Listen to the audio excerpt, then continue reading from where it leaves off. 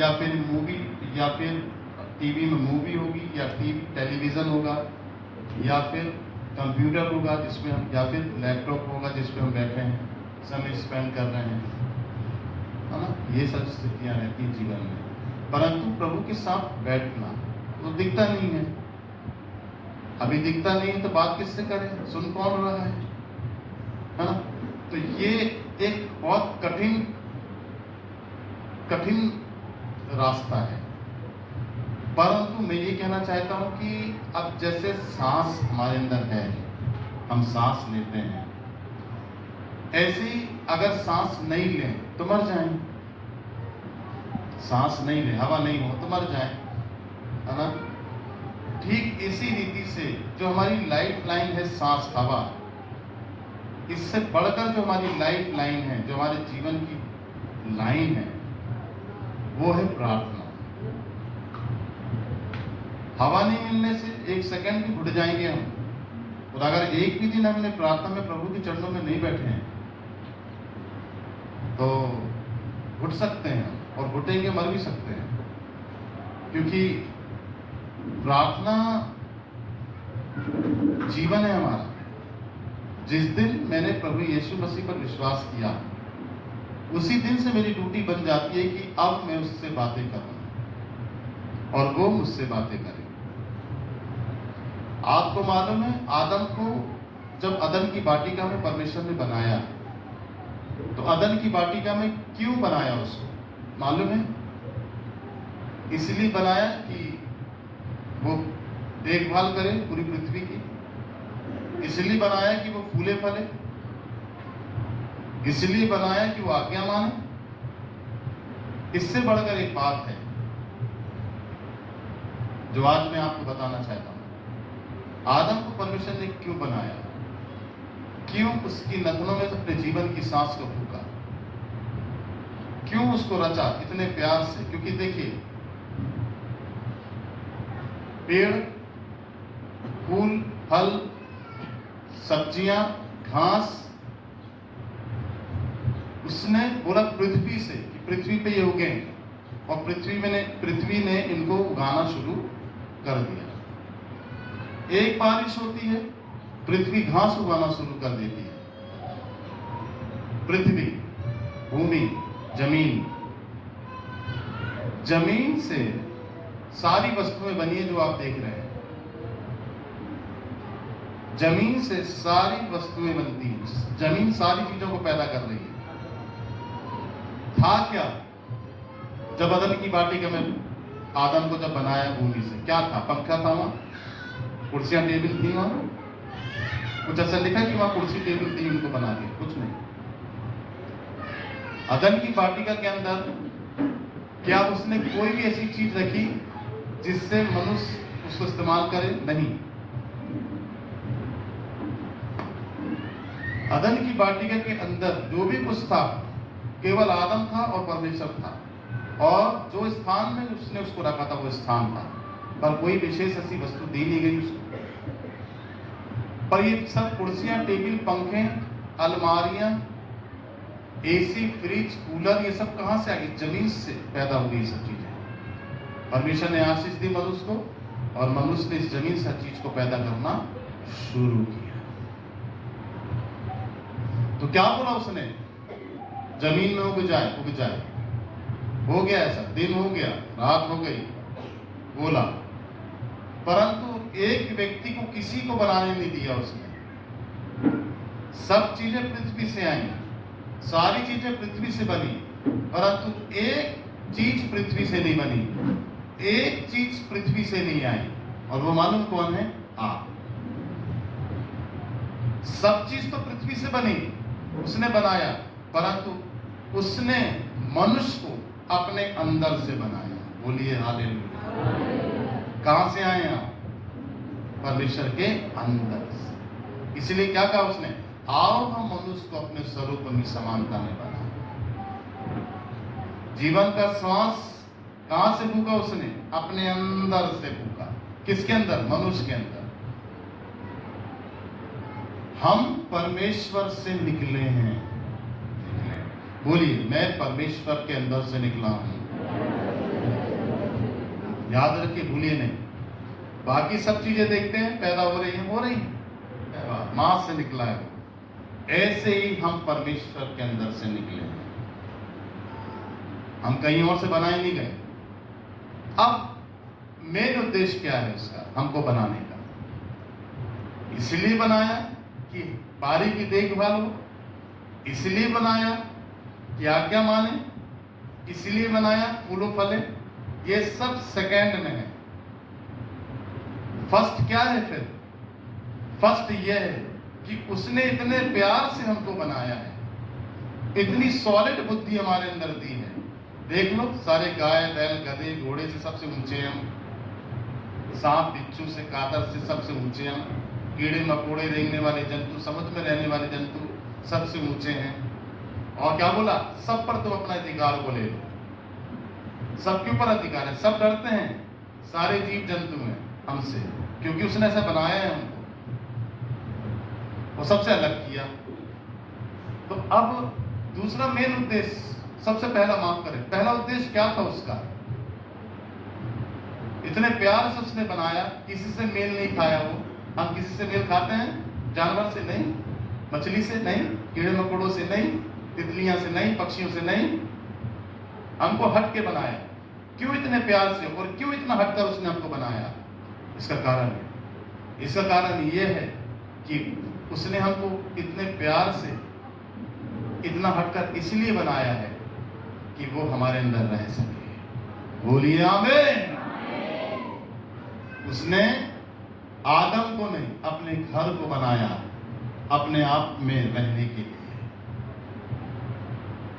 आप परमेश्वर का घर है जिसमें वो रहेगा, जिसमें वो रहता है। इसलिए दाऊद को हड़काया उसने, और दाऊद को बोला कि तूने देवदार की लकड़ी से महल को तैयार किया है, और तूने मेरे भवन को तंबू में रख दिया, बाहर कर दिया है। बोला मैं तंबू में नहीं आऊंगा, मैं तेरे साथ रहना चाहता हूं। इसीलिए प्रकाशित वाक्य में देखो क्या कहता है, देख मैं दरवाजे पर खड़ा हुआ खटखटाता हूं, जो कोई मेरा शब्द सुनकर द्वार खोलेगा मैं उसके भीतर आऊंगा। उसकी चाहत है हम, वो हमारे अंदर रहना चाहता है। इसका प्रोसेस क्या है, इसका तरीका क्या है कि वो हमारे अंदर रहे?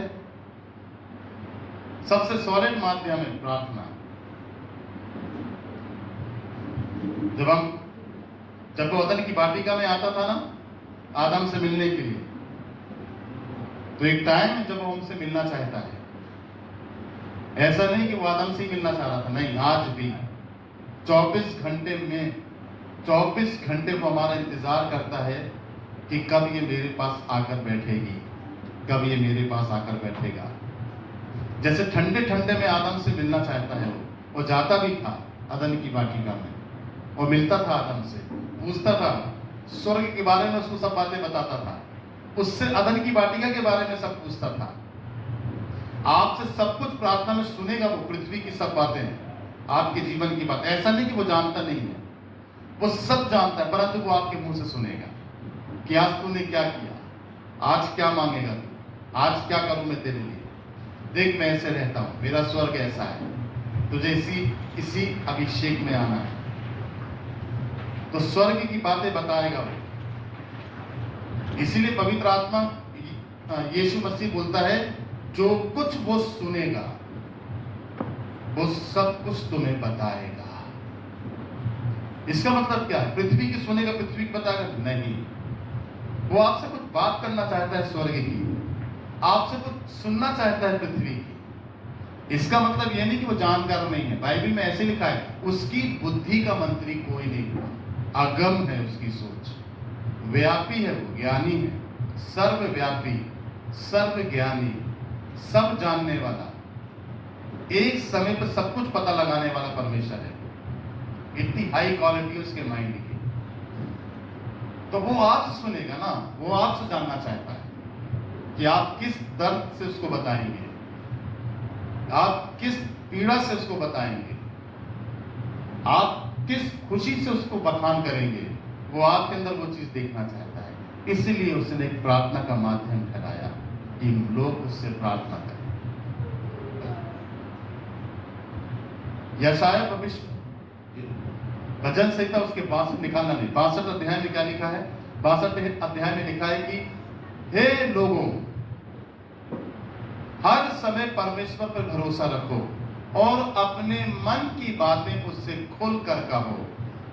परमेश्वर हमारा शरण स्थान है। क्या बोलता है? अपने मन की बातें उससे खुल कर कहो। उसको ये नहीं बोला कि तू 6 पति करी, 5 पति कर चुकी है, अब जो तेरा पति वो भी तेरा नहीं। उसको पहले से ये नहीं बोला। वो कहता है हाँ मैं जानता हूं। बोले जा अपने पति को बुला देगा। पहले से उसने नहीं कहा कि तेरा पति नहीं है ना, तो किसको बुलाएंगे? वो तो पति वाली है ही नहीं। उसने ये नहीं कहा, उसने ये कहा जा अपने पति को बुला के।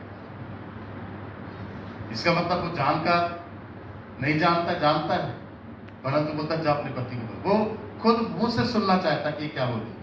पता तो उसको सब है, पता तो उसको सब है कि बता मैं तेरे लिए क्या करूं। मालूम है कि वो अंधा है, परंतु वो उसके मुंह से सुनना चाहता है।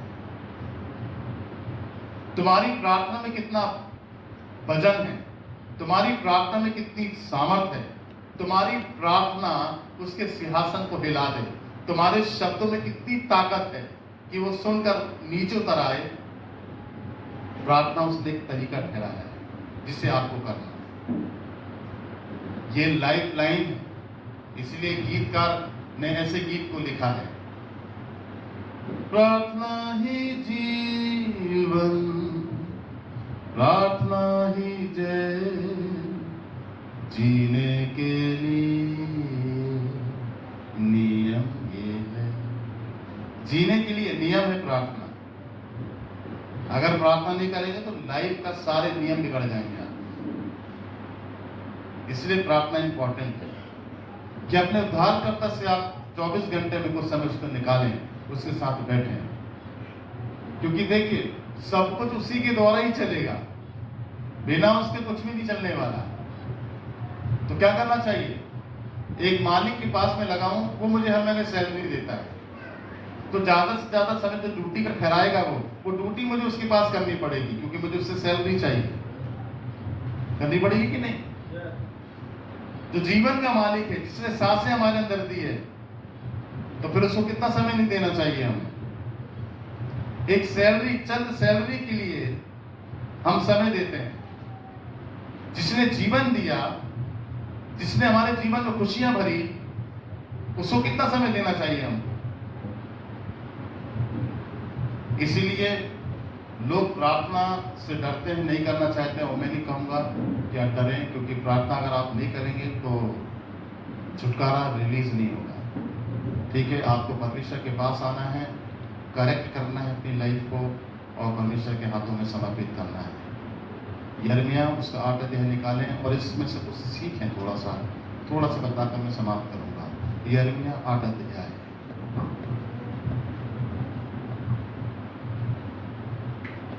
देखिए।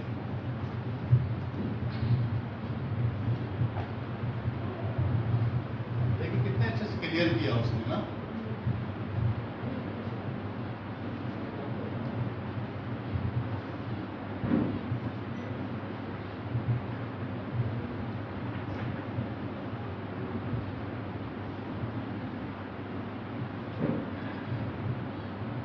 बोलिए हालेलुया। यिर्मयाह 8 अध्याय देखिए, उसकी 4 आयत से पढ़ रहा हूं मैं आप सामने सुने।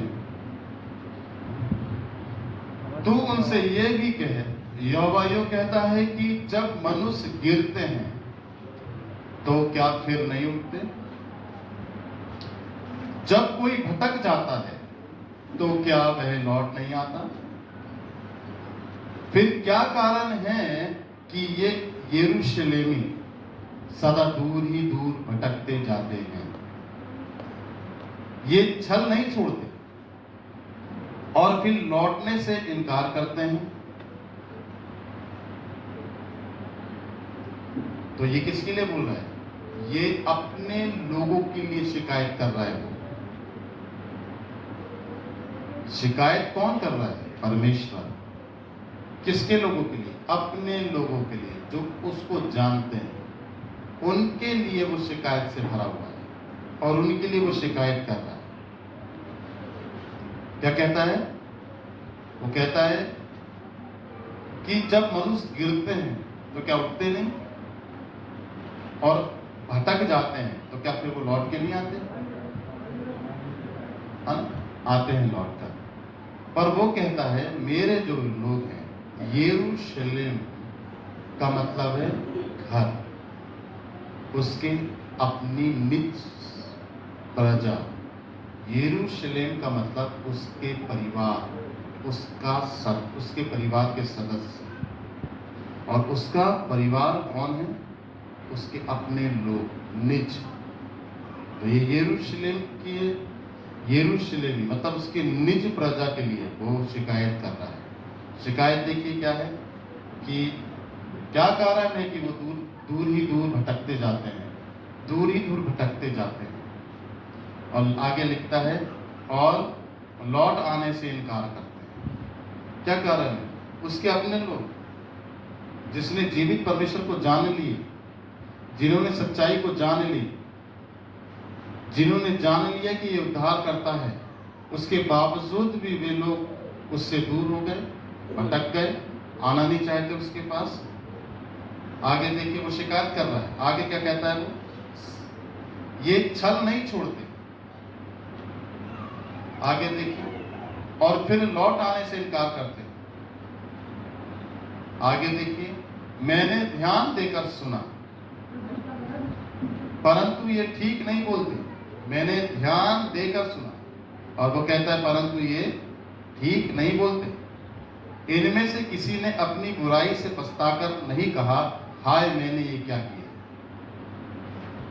गलतियां करता है आदमी, पाप करता है आदमी, परंतु रियलाइज नहीं है उसको कि अरे यार ये गलती हो गई, मैंने ऐसा क्यों कर दिया। समझिए, आगे देखिए,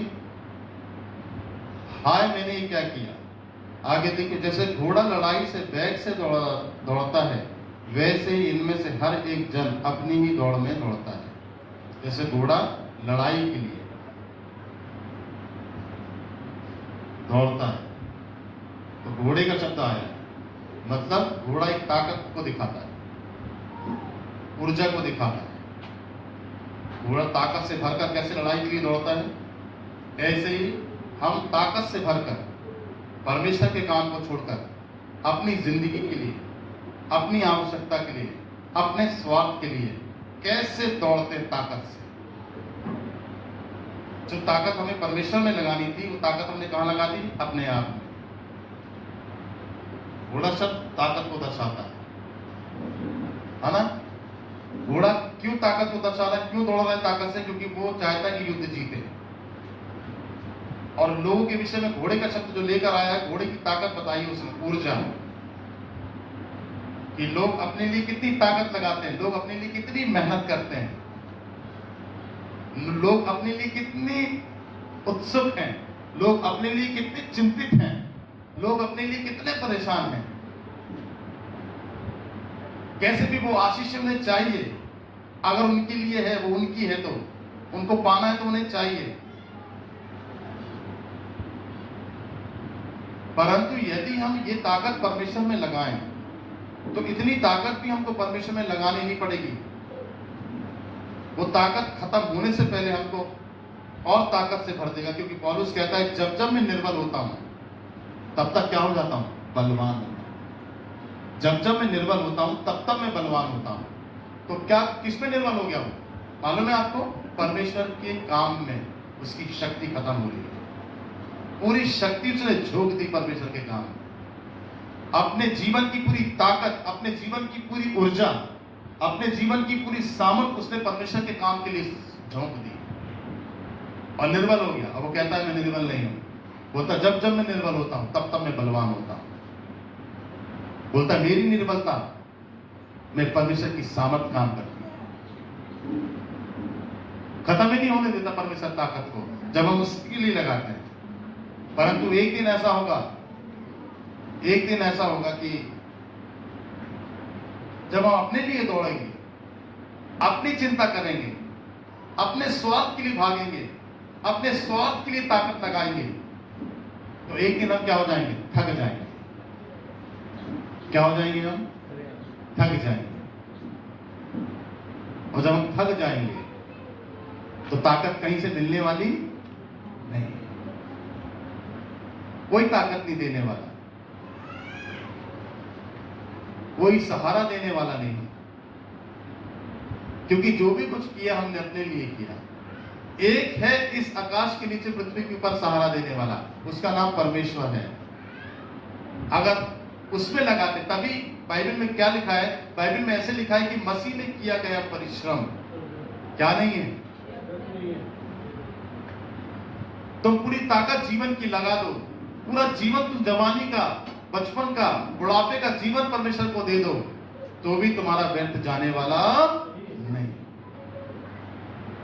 परंतु यदि तुम अपना बचपन, परंतु यदि तुम अपनी जवानी, परंतु यदि तुम अपना बुढ़ापा अपने लिए, संसार के लिए खर्च कर देते हैं, तो तुम्हारा सारा परिश्रम क्या हो गया? व्यर्थ हो। इसके लिए आपको बहुत गंभीरता से सोचना है। आगे देखिए,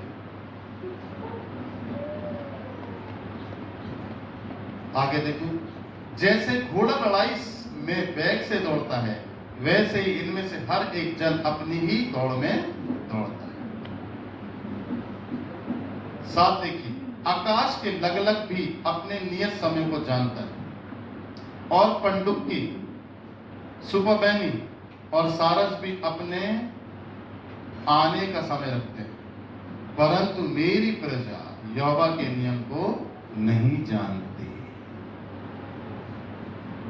क्या बोलता है? मेरी प्रजा यहोवा के नियम को नहीं जानती। लगलग लिखा है ना बाइबल में, लगलग का जो बसेरा होता है सानोबर के वृक्ष में होता है। सुपरबैनी जानते हैं ना आप, पंडुक्की जानते हैं ना, और सारस को भी जानते हैं ना। इन्हें मालूम है कहां कब जाना है। न्यूज़पेपर में देखना भी आएगा कि चंबल की नदी में विदेशी पक्षी आकर डेरा डाले हुए हैं। मैं तो हर साल देखता हूँ, न्यूज़पेपर में आता है। कुछ समय तक वो रहेंगे वहां, उसके बाद फिर जहां से वो आए ना, वो चले जाते हैं अपने घर वापस। उनको जहां वो जा रहे हैं वो स्थान मालूम है, और जहां से वो आए हैं वो स्थान भी उनको मालूम है। अगर वो भारत के अंदर आए हैं, चंबल की नदी के किनारे उन्होंने अपना बसेरा किया है, कुछ कुछ ऐसी नदियां, ऐसी जगह है जहां पर वो बसेरा करते हैं। हर साल आता है पक्षी बाहर से, लंबी उड़ान उड़कर, और भारत में कई पेड़ों में, कई बड़े बड़े वृक्षों में, नदियों के किनारे वो बसेरा करते हैं कुछ महीने तक। आप देखिएगा, आपको मालूम होगा। उसके बाद कुछ समय के बाद जैसी सीजन उनका खत्म होता है, फिर वो लंबी उड़ान भर के अपने घर वापस जाते हैं। इसका मतलब ये है कि पक्षी में कितनी बुद्धि होती है? जरा सी। परंतु परमेश्वर ने पक्षी को कितना बुद्धिमान बताया, और मनुष्य की बुद्धि पक्षी से भी परमेश्वर ने क्या कर दी? डाउन कर दी। सारस, लगलग, पंडुक्की, कितने हैं ये? समझदार कितने हैं? परंतु इससे भी गए बीते कर दिया उसने हमको। बोले तुम, इसका कहने का मतलब ये है कि लगलग, सुपरबैनी, सारस, पंडुक्की, और इनसे भी हमारी बुद्धि गई भी थी। ये तो बुद्धिमान है बोलता है। ये अपने आने जाने का समय जानते हैं, इनको कहाँ जाना है इनको मालूम है, कितने गर्म में रहना है, कितनी धूप में रहना है इनको मालूम है, कैसे अपने आप को सीखना है, इनको सब पता रहता है। परंतु इससे भी ज्यादा गए बीते उसने मनुष्य को, अपनी प्रजा को कर दिया। आगे देखिए, वो कहता परंतु मेरी प्रजा यहोवा के नियम को नहीं जानती। तुम्हें मालूम है कब प्रार्थना में बैठना है, कब उपवास रखना है, कब आराधना करनी है, तुम्हें कब चर्च जाना है, कब तुम्हें चर्च नहीं जाना है। ये ज्ञान नहीं है हमको। सुन लीजिए, ये ज्ञान नहीं है हमको। मैंने ये सोच कर नहीं रखा था कि मैं बोलूंगा। आज सुबह ही मैं प्रार्थना कर रहा था, परमेश्वर बोलता यिर्मयाह 8 अध्याय निकाल के बता कर से।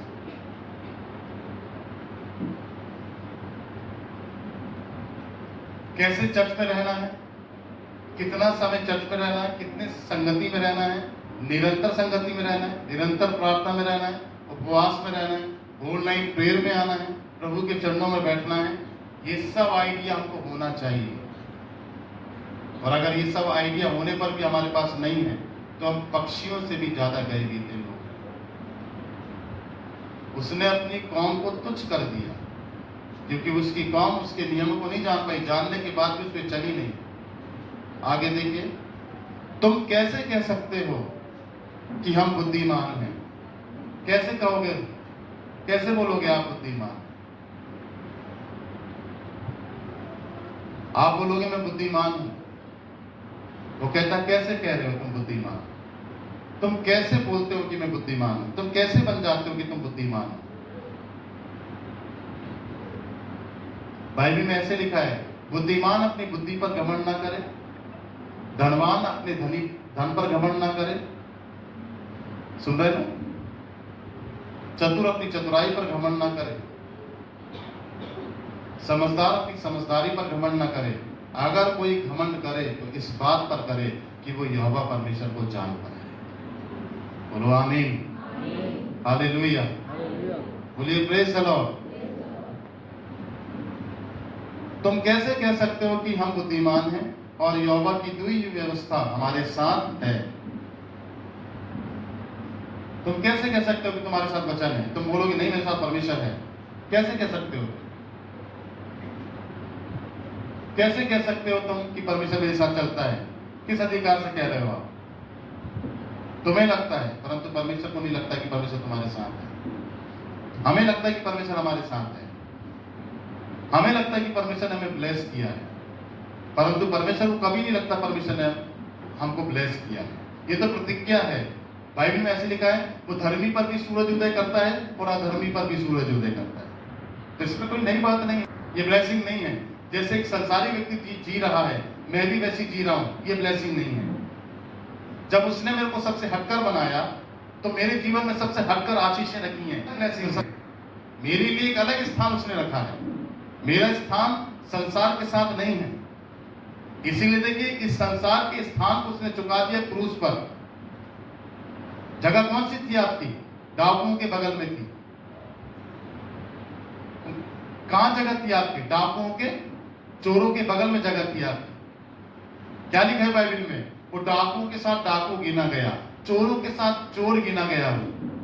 वो जगह किसकी थी जहां पर वो था? आपकी मेरी थी जगह। परंतु उसने मेरे स्थान को ऊंचा करके वो स्थान उसने नीचे का अपने आप में ले लिया और उस स्थान पर वो खड़ा हो गया।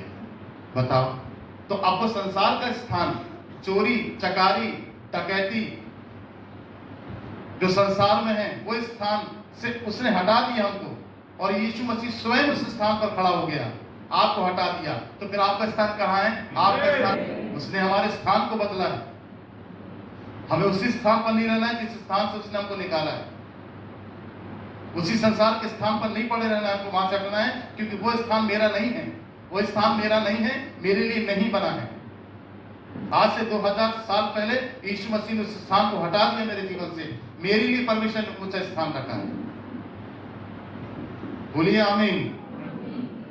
अब देखिए क्या कहता है वो, परंतु उनके शास्त्रियों ने उनको झूठा विवरण लिखकर उसको झूठा बना दिया। शास्त्री मतलब टीचर, शिक्षक। आपको गलत टीचिंग दें, आपको वो वाली टीचिंग दें जिससे आप पसंद करें, आपको वो शिक्षा दें जिसे आप पसंद करें। देखो मेरी तरफ, आपको वो शिक्षा दें जिससे जो आपको पसंद हो। आपको प्रार्थना करने के लिए नहीं बोले, प्रार्थना वो स्वयं करेंगे।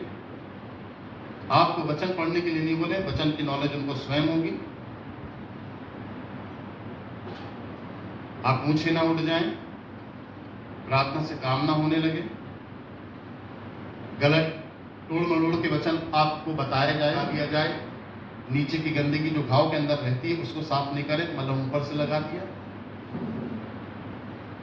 नीचे की जब गंदगी मलहम घाव की जब साफ होती है, गंदगी जब साफ होती है, जब कंपाउंडर हॉस्पिटल के अंदर या आप स्वयं अपनी गंदगी को रुई से घाव की फोड़े की जब साफ करते हैं ना, तो दर्द होता है। उसके बाद सफाई करने के बाद दवाई भरी जाती है उसमें, उसके बाद फिर पट्टी बांधी जाती है उसमें। आप समझ रहे ना? तो शास्त्री जो बता रहा है परमेश्वर, वो शास्त्री ऐसे हैं कि वो आपको दर्द नहीं देना चाहते हैं। वो ऐसे शास्त्री हैं, टीचर हैं, ऐसे पास्टर हैं जो आपको दर्द नहीं देना चाहते हैं, जो आपकी ही बातें आपसे करेंगे जिससे आप खुश रहें और आपका आत्मिक जीवन मजबूत ना हो और आप भटक जाएं। खराई की शिक्षा आपको ना दें, आपको प्रार्थना करने के लिए ना बोलें, आपको ना बोलें रात में जगने के लिए। तो अगर मैं नहीं बोलूं, अगर आपको नहीं समझाऊं, नहीं डांटूं, नहीं चिल्लाऊं, नहीं आंख दिखाऊं आपको, तो मैंने आपके ऊपर क्या कर दिया? फोड़े में ऊपर से मरहम लगा लिया, आपकी गंदगी को साफ नहीं किया। ये डांट, ये गुस्सा, ये ललकार आपके घाव से गंदगी निकालने की है। जब आपको डांट पड़ती, जब आपको आंख दिखाई जाती, जब आपको चिल्लाए तो आपको दर्द होता है, ये गंदगी निकलेगी आपके अंदर से। मैंने अच्छे से अध्ययन किया है अपनी लाइफ में, मैंने अच्छे से देखा है, क्योंकि मैंने जब प्रभु में आया तो मुझे ऐसे ऐसे वचन दिए गए जो मुझे बहुत चलने में दिक्कत हुई, पर मैंने चला, कोशिश किया।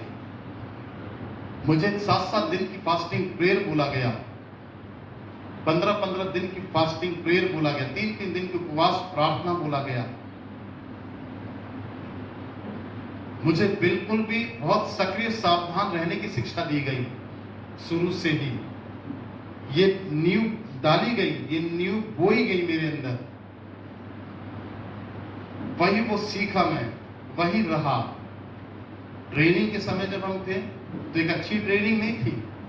ट्रेनिंग में सवेरे 4 बजे उठना, मुंह में पानी मारना और सीधे चर्च के अंदर आकर 4 बजे से 6:30 बजे तक अन्य भाषा बोलना, फिर जल्दी से 6:30 बजे अन्य भाषा, केवल अन्य भाषा, वहां से निकलना, जाकर जल्दी से फ्रेश होना, नहाना, नहाने के बाद आधे घंटे का समय सीधे 7:15 बजे चाय के लिए जाना नाश्ते में। नाश्ता और खाना तोड़ दिया था हमारे, जब आप प्रभु में आए थे, तोड़ दिया था नाश्ता और खाना।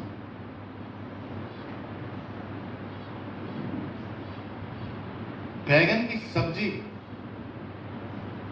पतली, बैगनी बैगन सब्जी, भात, 15 रुपए 20 रुपए किलो वाला भात चावल, वो हमें ट्रेनिंग में दिया जाता था। उसके बाद फिर 8, 7:30, 8 बजे से जो सेशन स्टार्ट होता था 2 बजे खत्म होता था दोपहर में।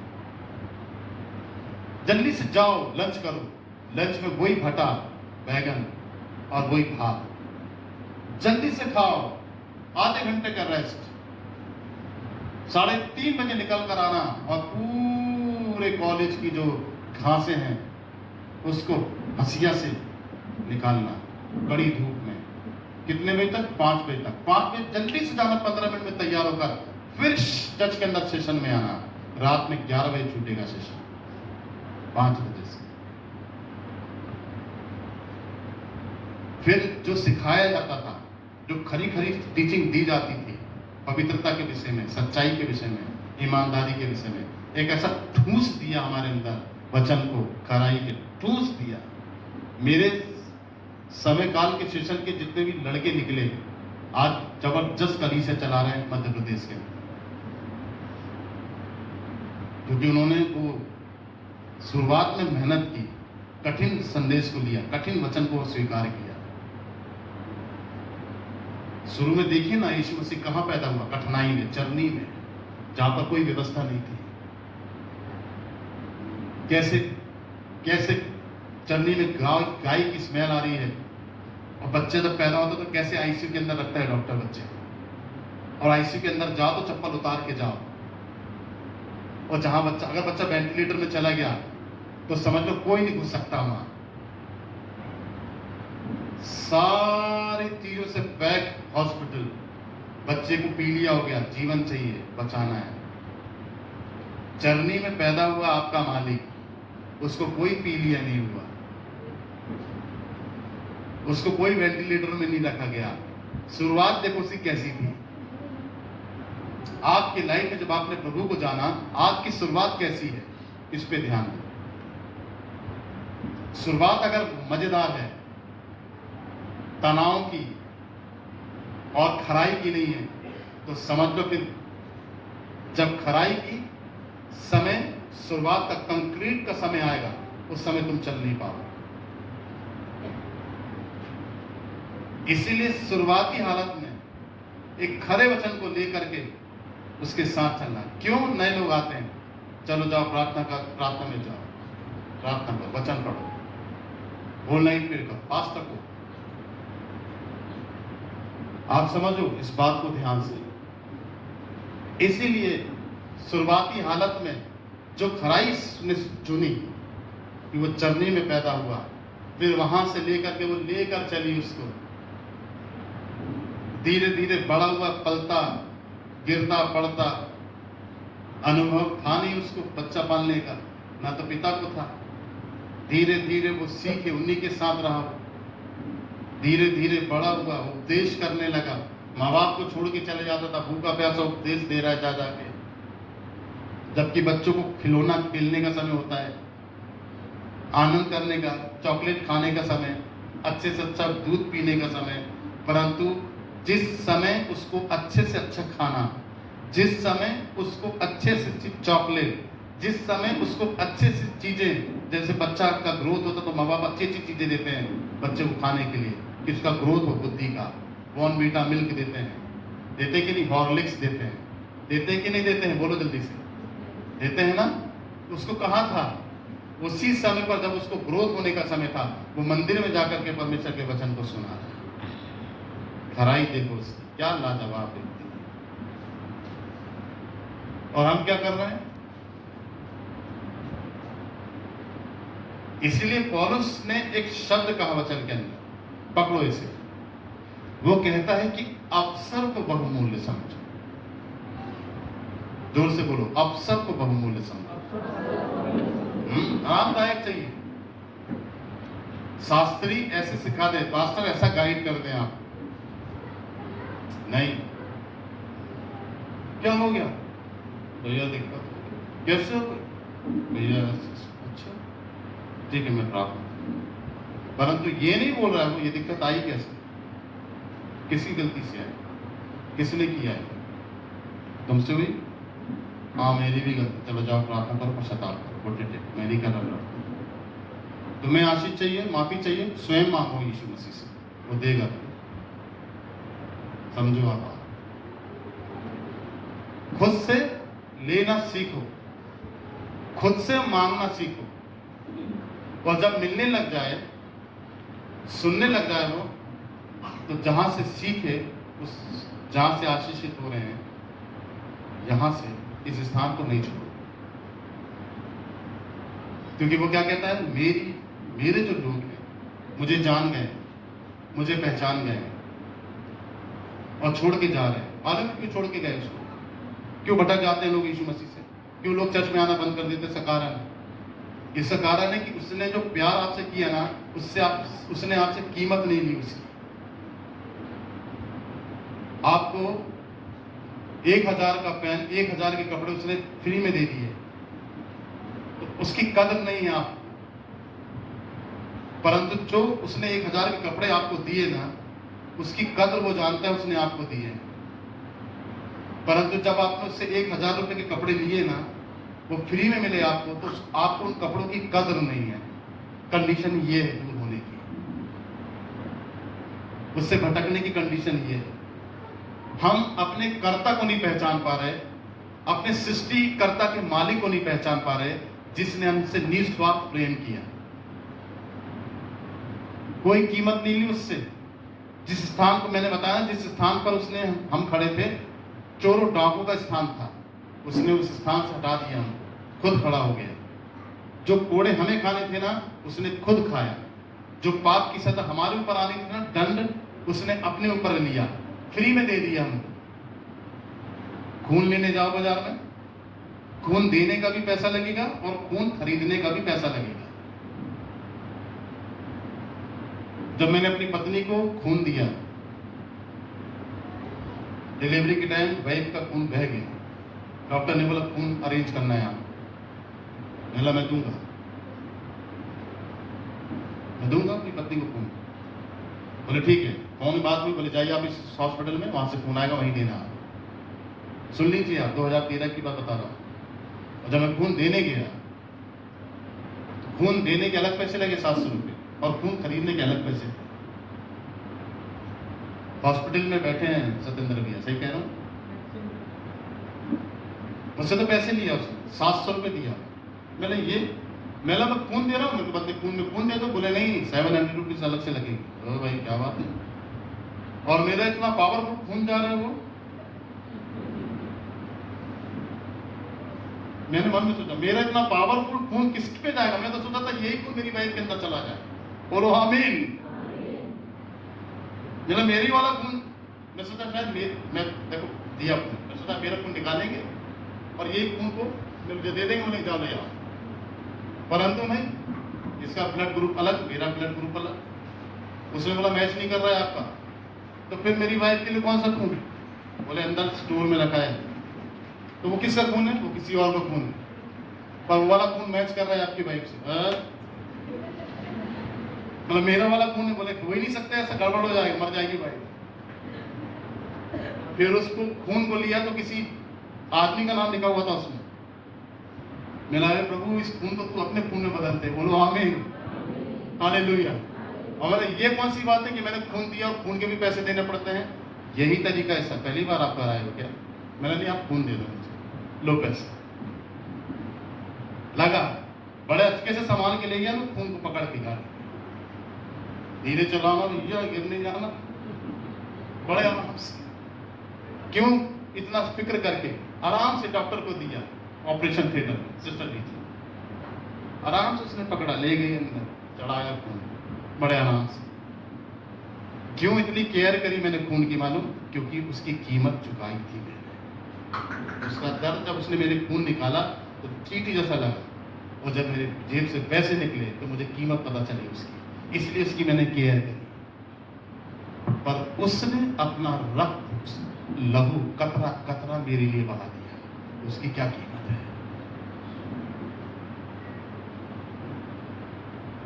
एक व्यक्ति से कितना खून निकालता है? 1 यूनिट। उसने तो हजारों यूनिट आपके लिए बहा दिया, और वो भी साधारण खून नहीं, जिसके अंदर जीवन छुपा है। उसकी क्या कीमत? तो अब उसकी कीमत तो नहीं, कीमत तो उसको मालूम है ना जो उसने किया, हमारे लिए कर दिया, हमको फ्री में मिल गया। तो अब तो भटकने का काम तो जायज है कि हम भटकेंगे और उसको छोड़ देंगे। यही सबसे बड़ी मूर्खता होगी हमारी, अगर उसे हम नहीं पहचान पाए। बात मेरी समझ में आ रही है कि नहीं आ रही है? हाथ उठा के दिखाओ मुझे, अगर जो समझ रहे हैं वो उठाओ। समझ रहे ना आप? अब वो कह रहा है कि ये पछताते भी नहीं है, ये लौट कर आते भी नहीं है। तो जब मैंने पवित्र आत्मा से ये बात पूछी कि पवित्र आत्मा ऐसे कैसे हो गए, भटक क्यों गए इजरायली, यरूशलेमी, पवित्र आत्मा ने ये बात मुझे सिखाई कि बोले कीमत नहीं पहचानेंगे खुदा के बलिदान, खुदा के प्यार करने के तरीके को नहीं जान पाए, कहाँ से छुड़ाता हुआ लेकर आया मिस्र से, उसके प्रेम को नहीं जान पाए। आज भी वही कंडीशन है, वही माइंड है हमारा, हम उसके प्रेम को नहीं जान पा रहे। परंतु अब क्या होगा? अब ये ऑप्शन है उसके पास, एक ऑप्शन से, एक ऑप्शन से नहीं, उसके पास कई ऑप्शन है। जो उसकी कीमत पहचानेगा,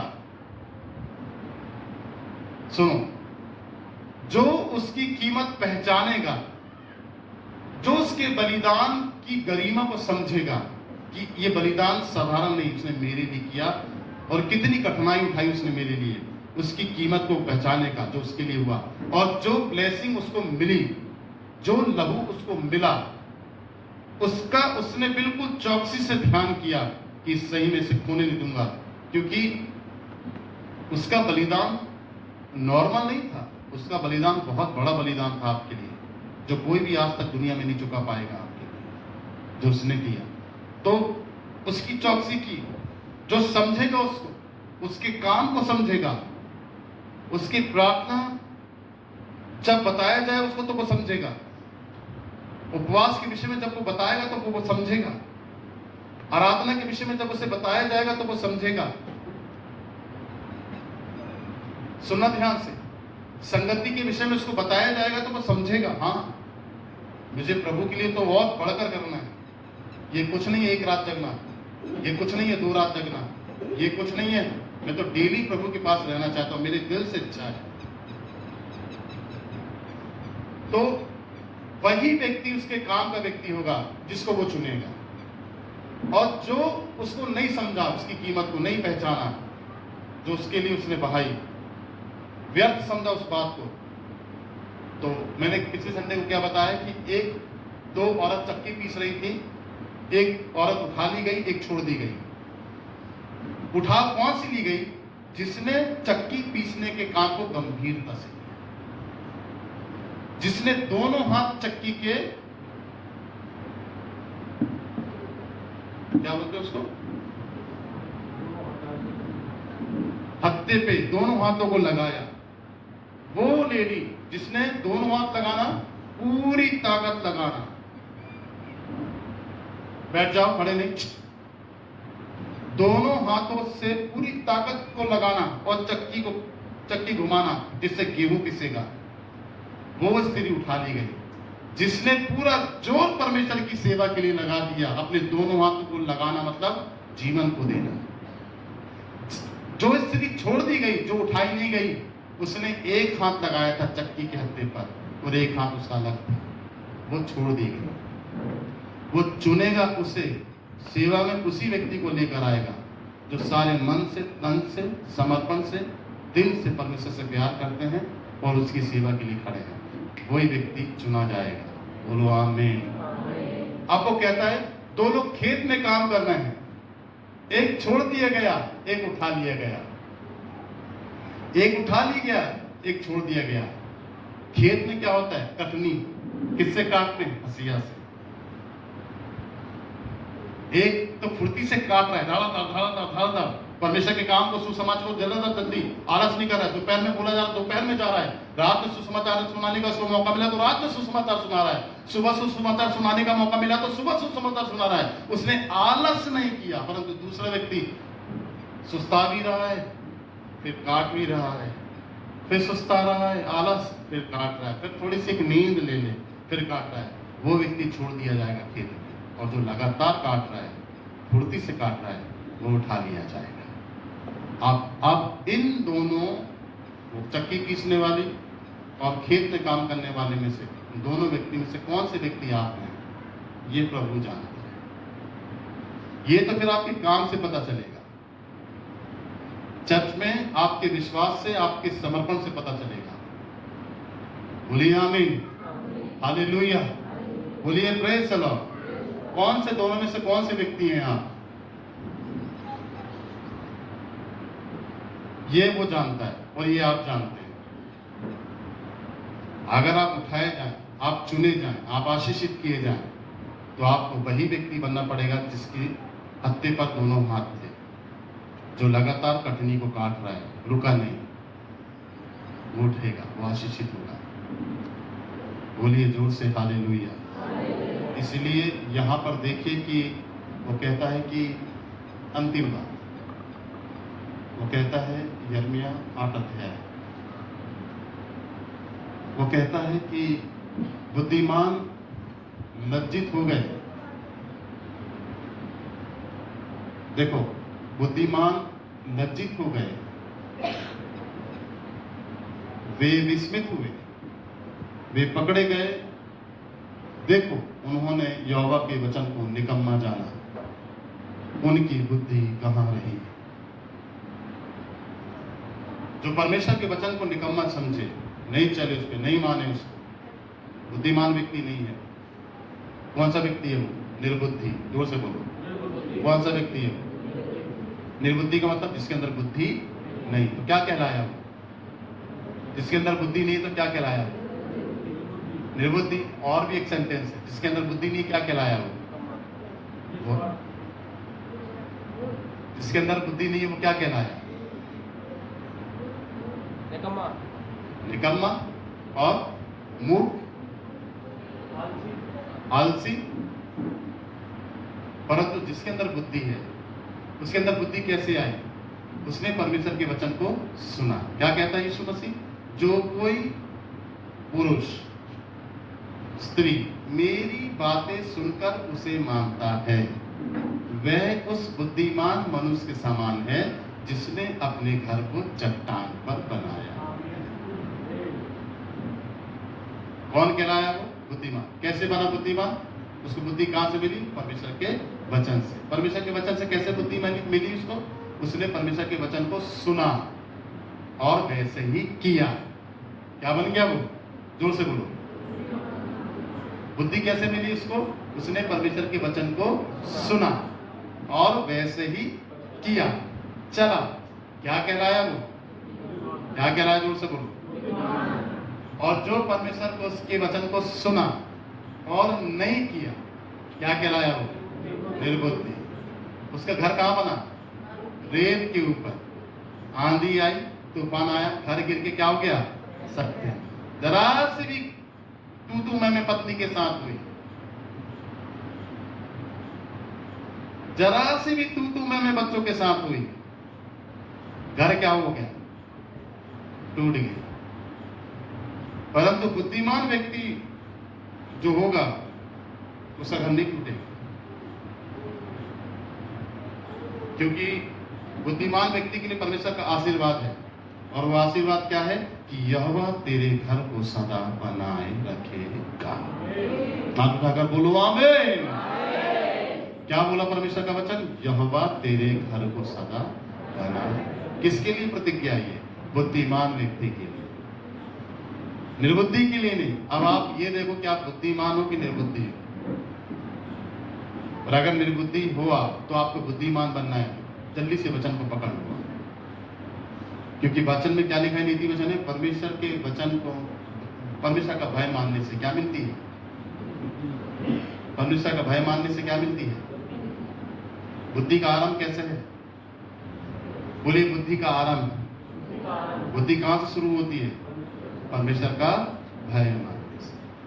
भय का मतलब क्या होता है? भय जिसके अंदर होगा वो पाप नहीं करेगा। करेगा क्या? परमेश्वर का वचन मानेगा, वो भय वाला व्यक्ति है। बोलो आमीन, हालेलुया। इसीलिए अब जो अपने आप में बुद्धिमान समझ रहे हैं अपने आप को लोग, वो क्या हो गए? झूठे क्या हो गए? लज्जित हो गए। क्या हो गए? लज्जित हो गए, विस्मित हो गए, पकड़े गए। उन्होंने यहोवा के वचन को निकम्मा जाना। आगे देखो, उनमें बुद्धि कहां रही? उनमें बुद्धि कहां रही? उनकी स्त्रियां दूसरे पति के पास। और आगे देखो क्या लिखा है? उनके खेत के अधिकारी कौन हो जाएंगे? दूसरे लोग हो जाएंगे। क्योंकि क्या लिखा है? क्योंकि छोटे से लेकर बड़े तक सब के सब लालची हैं। क्या है? छोटे से बड़े लेकर सब क्या है? लालची हैं, स्वार्थी हैं। इसलिए पौलुस एक वचन कहता है, सब अपने स्वार्थ की खोज में, ना कि यीशु मसीह। पढ़ा ना ये वचन? बोलिए जोर से हालेलुया, प्रेज द लॉर्ड। अब ये वाली टीचिंग सुनना, ऐसी शिक्षा को सुनना और ग्रहण करना, जिससे आपकी आत्मिक नींव जो है वो खराई से मजबूत हो। जिंदगी में अगर इस वचन को सुन लिया, कभी नहीं टगमगाने वाले आप। बड़े से बड़े तूफान जीवन में आ जाएंगे, गिर नहीं पाएंगे आप। अगर आपने वचन की गहराई को समझकर उसको फॉलो किया, लाइफ चेंज होगी, कभी नहीं गिरेंगे आप। इसलिए जितना ज्यादा सख्त वचन हो, जितना ज्यादा खरा वचन हो, उसके लिए उतना ज्यादा अद्भुत है। देखो मेरे साथ निकालो अंतिम वचन, भजन संहिता निकाल लो, अभी तो टाइम है।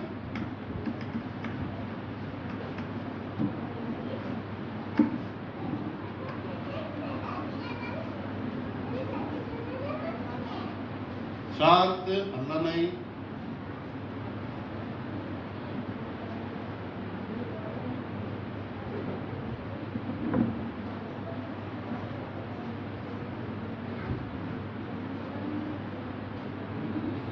परमेश्वर मेरा सूर्य, मेरी ढाल है। देखो भजन संहिता में जल्दी बताओ, भजन संहिता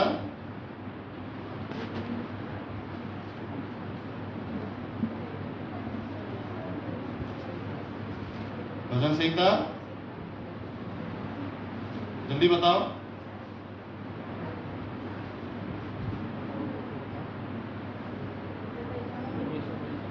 भजन संहिता अभी बताया था ना परसों नरसों।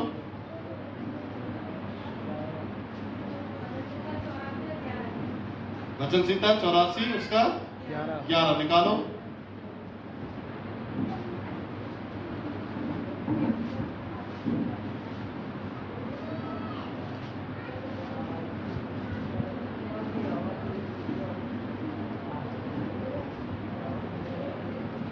सुनो,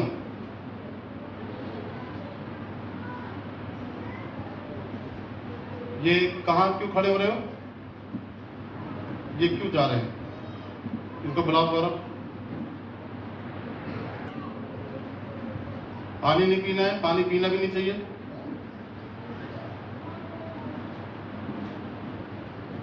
देखो क्या लिखा है यहाँ, इसको समझो अच्छे से, पहले समझो। देखो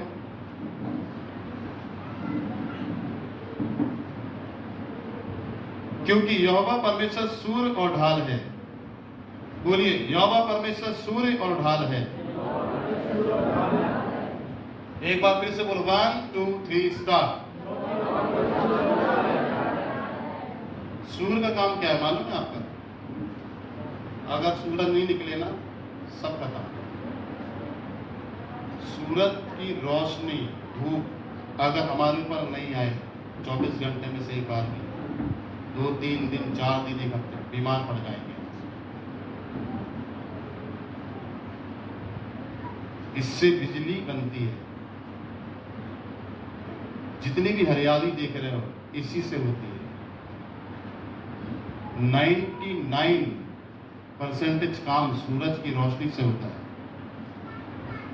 सूरज ना हो तो देखो संसार कैसे लगेगा। सूरज की धूप आपके ऊपर ना पड़े, 3 दिन के अंदर आप बीमार पड़ जाओगे। कहीं ना कहीं निकलते हो आप बाहर, धूप में, छत में चढ़ते हो, धूप लगती है, उसी में काम हो जाता है आपका स्वस्थ रहने का। और यदि आप 3 दिन तक सूरज की धूप आपको ना मिले तो 100% कितना अच्छा रह लो आप, बीमार पड़ना है आप। इतना पावरफुल है इसकी रोशनी कि आपको चंगा रखती है। इतनी पावरफुल रोशनी है इसकी कि पेड़ों का खाना बनता है इसी से। इससे इतनी पावरफुल रोशनी है इसकी, ये पंखे इसी से चल रहे हैं। आप समझ रहे हैं? तो क्या बोलती है बाइबल? परमेश्वर कौन है? सूरज है। जब इस सूरज से हम बीमार पड़ सकते हैं, अगर हम पर ना हो इसकी रोशनी, तो सोच लो कि परमेश्वर सूरज है, अगर वो और उसकी प्रकाश हमारे जीवन में नहीं होगा तो क्या हालत होगी। समझ रहे हैं? इसलिए बाइबल क्या बोलती है? परमेश्वर सूरज और क्या है? ढाल। बोलिए ढाल, बोलिए ढाल। ढाल का मतलब होता है बचाव। पुराने समय में जब युद्ध हुआ करते थे ना, पुराने समय में युद्ध हुआ करते थे, मगरमच्छ की खाल को उतार कर, ऊपर की जो मगरमच्छ की खाल होती है, अय्यूब की किताब अगर आप पढ़ो तो वहां पर क्या लिखा है? लिप्त्यान को देखा है तुमने? लिप्त्यान का मतलब होता है मगरमच्छ। देखा है तुमने? अय्यूब को कहता है, बोला अगर तू उस पे भाला फेंक के मारेगा ना तो उसको भूसी के समान तेरा भाला लगेगा। अगर तू लित्यान पर तलवार चलाएगा ना तो डंडी के समान तलवार लगेगी उसको। बोलता है मैंने उसको ऐसा भयानक बनाया। मगरमच्छ के ऊपर का जो हिस्सा होता है ना, उसको लोग निकालते हैं उसको मारने के बाद और उसको लगा के रखते हैं, जिससे भी वार जब आए तो उनके अंदर घुसे ना। घुसता नहीं है, वो टकरा कर गिर जाता है। इतना सख्त स्किन होती है मगरमच्छ के ऊपर की। कैसा बचाव है देखो, कोई नहीं मार सकता उसको ऊपर से, इसलिए ऊपर वो जिंदा रहता है पानी में और सख्त रहती है उसकी स्किन। वो स्किन मगरमच्छ के लिए ढाल है, उसी से उसका बचाव होता है, इसलिए वो मरता नहीं। पुराने समय में जब युद्ध होता ना तो ऐसे मांस चमड़े के ना ऐसे चादर बनाकर उसको गीला करके और ऐसे लगा लेते थे, तो जितने भी जलते हुए तीर बाण आते थे ना तो वो सब बुझ जाते थे। पौलुस ने कहा ना कि शैतान के जलते हुए तीरों को तुम बुझा सको। देखा है ना बाइबल में, शैतान के जलते हुए तीरों को तुम बुझा सको। तीर कैसे बुझते हैं एक आत्मिक जीवन में? तीर कैसे बुझेंगे? आपके पास ढाल होनी चाहिए तीर बुझाने वाली, और वो ढाल और कोई नहीं, परमेश्वर। क्या लिखा है भजन संहिता 90 में 91 में? क्या लिखा है? उसकी सच्चाई मेरे लिए ढाल और झिलम ठहरे। पीछे एक साथ बोलो, उसकी सच्चाई मेरे लिए ढाल और झिलम ठहरे। तो लोग जब वार चढ़ाते थे ना तीर, तो ऐसे तीर आता था तो वो ऐसे फैला देते थे चादर को। चादर गीली रहती थी चमड़े की, तो जैसी चादर में घुसा तीर वैसी लपेट देते थे, तीर बुझ जाता था, क्योंकि चमड़ा गीला रहता है और बुझा देता था तीर। वो चादर चमड़े की उनके लिए ढाल बन गई सैनिकों की पुराने समय में। परंतु नए नियम में मगर को इस्तेमाल किया, उसकी स्किन को निकाला, लगाया। परंतु आध्यात्मिक जीवन में और शारीरिक जीवन में भी अब ढाल और कोई नहीं, और किसी चीज से हमारा बचाव नहीं हो सकता, केवल परमेश्वर के अलावा। अब उसके अलावा हमारा कहीं भी बचाव नहीं हो सकता। वही हमारी सुरक्षा है, वही हमारी ढाल है। इसलिए यहां पर ऐसा लिखा है कि देखिए क्या लिखा है यहां पर? यहां पर लिखा है कि क्योंकि यहोवा परमेश्वर सूर्य और ढाल, यहोवा अनुग्रह करेगा, महिमा भी देगा, महिमा देगा।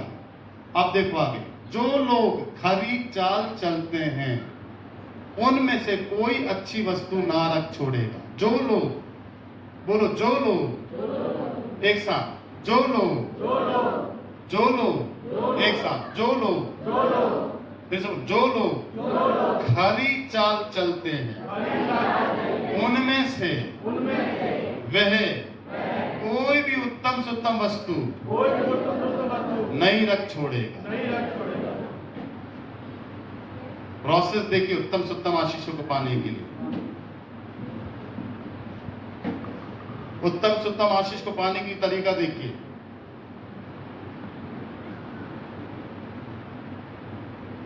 कश्मीर के लिए झगड़ा हो रहा है, कश्मीर के लिए झगड़ा हो रहा है कि नहीं हो रहा है? क्यों हो रहा है मालूम? झगड़ा मर गए कितने कश्मीर को पाने के लिए, कितने नष्ट हो गए। क्यों? क्योंकि वो उत्तम, कश्मीर एक उत्तम नगर है, उसमें उत्तम से उत्तम सेब, फल, बहुत सारी चीजें उत्तम से उत्तम होती है। इसको पाने के लिए कितनी जद्दोजहद हो रही है, और उसको पाने के लिए परमेश्वर उत्तम से उत्तम ब्लेसिंग्स, उत्तम से उत्तम स्थान को पाने के लिए परमेश्वर कहता है तुम खराई से चलो।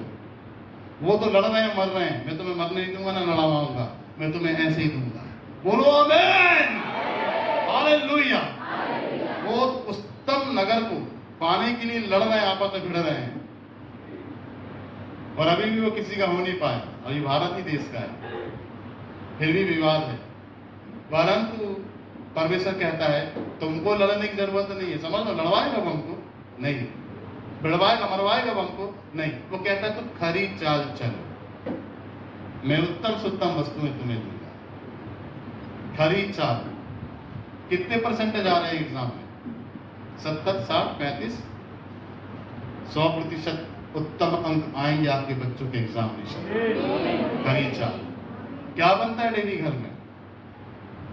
क्या बनता है घर में डेली? सब्जी सब्जी सब्जी, दाल दाल, रोटी चावल। हफ्ते में एक बार अच्छे खाने का इंतजार करना पड़ता है। अच्छा स्वास्थ्य देकर प्रतिदिन आपको स्वादिष्ट भोजन खिलाएगा वो। किस में चल रहे हैं? गाड़ी में, बाइक में। कभी पेट्रोल खत्म हो जाता है, फिर रख देते हैं घर में है, फिर लेके चलते हैं, फिर खड़ी कर देते हैं।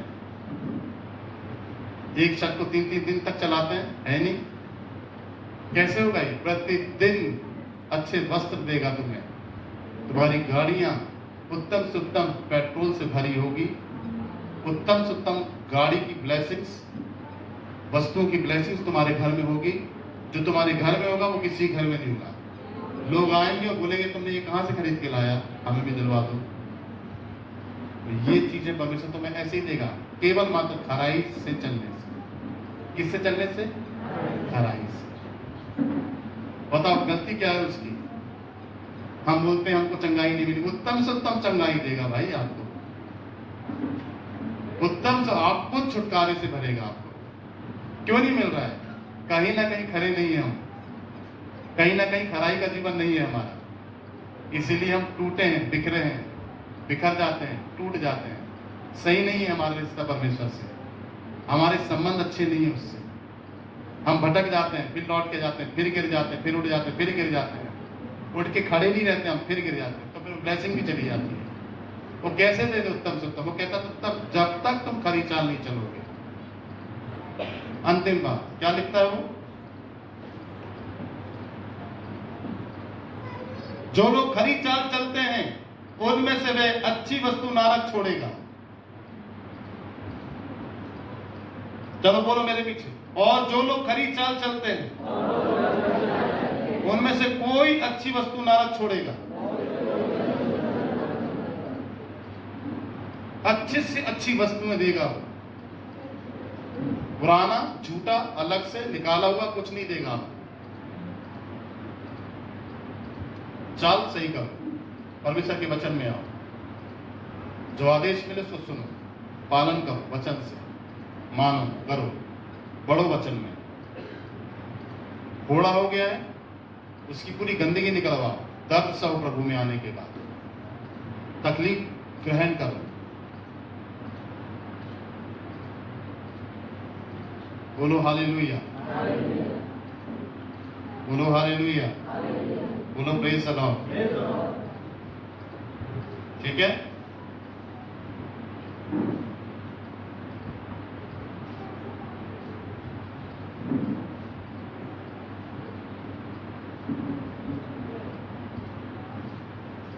बोलिए मैं खरी चाल चलूंगा। अपनी आंखें बंद करें। परमेश्वर मुझे बना, मुझे सुधार। मैं पछताता हूं कि मैं तुझसे भटका, मैं तुझसे दूर चला गया। आज मैं पछतावा करता हूं अपने जीवन के लिए। आज से मैं तुझसे कभी नहीं भटकूंगा, क्योंकि तेरा वचन कहता है यदि तुम जो आज्ञा आज मैं तुम्हें सुनाता हूं चौकसी करके उसे पूरी करने का चित लगाओ, तो ये सब आशीष तुम्हारे लिए है। मैं आज से तेरे वचन की चौकसी करूंगा, उस पर चित लगाऊंगा। अपने हाथों को उठाओ और बोलो, हे मेरे परमेश्वर, मेरे भटक जाने की आदत को दूर कर दे। तेरा वचन कहता है मैं तुम्हारे भटक जाने की आदत को दूर करूंगा। मेरे भटक जाने की आदत को दूर कर दे। मुझे बदल दे। मैं चौकसी करूंगा तेरे वचन की, मैं चौकसी करूंगा तेरे वचन की, मैं तेरे वचन पर चित्त लगाऊंगा, चित्त लगाऊंगा। मुझे ऐसा बना, मुझे ऐसा बना, मुझे ऐसा बना। मेरा मन नहीं लगता प्रार्थना में, वचन में पढ़ने में मेरा मन नहीं लगता। रात में जगता हूं, मैं नहीं जग पाता। मेरे यीशु मसीह, जब मैं सोता हूं मुझे नींद आती है। ओ, उपवास रखने का दिल नहीं करता, भूख लगती है प्रभु। ओ मेरे पिता, मुझे ऐसा बना, खरा बना, आग से नमकीन कर, नमकीन कर मुझे, कि मैं खराई का जीवन ग्रहण करूं, तेरे साथ चलूं, तेरे भवन में रेगुलर आऊं, तेरे वचन को पढ़ूं, तेरे वचन को पढ़ूं। मुझे नींद इसलिए आती है जब मैं प्रार्थना करता हूं, जब मैं वचन पढ़ता हूं मुझे नींद आने लगती है। और नींद इसलिए आती है कि तेरी भूख, तेरी प्यास मेरे अंदर नहीं है, प्यार नहीं है। अगर प्यार होता, भूख होती, प्यास होती, तो मैं सोता नहीं, नींद को मैं डांटता और तेरे वचन से प्यार करता। मेरे लिए नींद प्रिय नहीं है, मेरे लिए सोना प्रिय नहीं है। तेरे वचन को पढ़ना है, रात में जागना है, तेरे वचन को पढ़ना है, तेरे वचन को पढ़ना है। रात में जाग कर तुझसे प्रार्थना करना है। रेगुलर रविवार को सारे काम छोड़कर तेरे भवन में रहना है। ओ पिता, मैं मोबाइल देखता हूँ, मैं मोबाइल चलाता हूँ। जब मैं वचन पढ़ता हूँ तो मुझे नींद आती है, और उसी समय जब मैं मोबाइल देखता हूँ तो मुझे नींद नहीं आती। मैं मोबाइल देखता हूँ। ये मेरी कमजोरी है यीशु मसीह, ये मेरी कमजोरी है यीशु मसीह। इस खतरनाक कमजोरी को मेरे जीवन से दूर कर दे, दूर कर दे, निकाल दे इस गंदगी को मेरे अंदर से। मैं मोबाइल देखूं तो मुझे नींद आए, और मैं वचन पढ़ूं तो नींद भाग जाए। ऐसा मुझको बना, ऐसा मुझको बना, मेरे अंदर तेरी आदतों को भर दे, मेरे अंदर तेरी चाहतों को भर दे, मेरे अंदर तेरी आदतों को भर दे, मेरे अंदर तेरी चाहतों को भर दे। मैं तुझको पसंद आऊं, मैं तेरे दिल को भाऊं। ऐसा मुझको बना, ऐसा मुझको बना। अपने हाथों को उठाओ। ये मेरी कमजोरी है यीशु, निकाल दे मेरे अंदर से। ये पाप है, तेरे सामने मैं करता हूं, और मैं ये भी जानता हूं कि तू देख रहा है, पर मुझे तेरा डर नहीं, मुझे तेरा भय नहीं। हे मेरे परमेश्वर, अपना भय मेरे अंदर समा दे, अपना भय मेरे अंदर समा, और मेरे अंदर से ढीठ ढीठ कठोर हटीले पापों को यीशु मसीह के नाम से निकाल दे, निकाल दे। ढीठ पाप, कठोर पाप, हटीले पाप यीशु मसीह के नाम से, यीशु मसीह के लहू से टूट जाए। आमीन। जोरदार ताली इसके लिए बजाएं।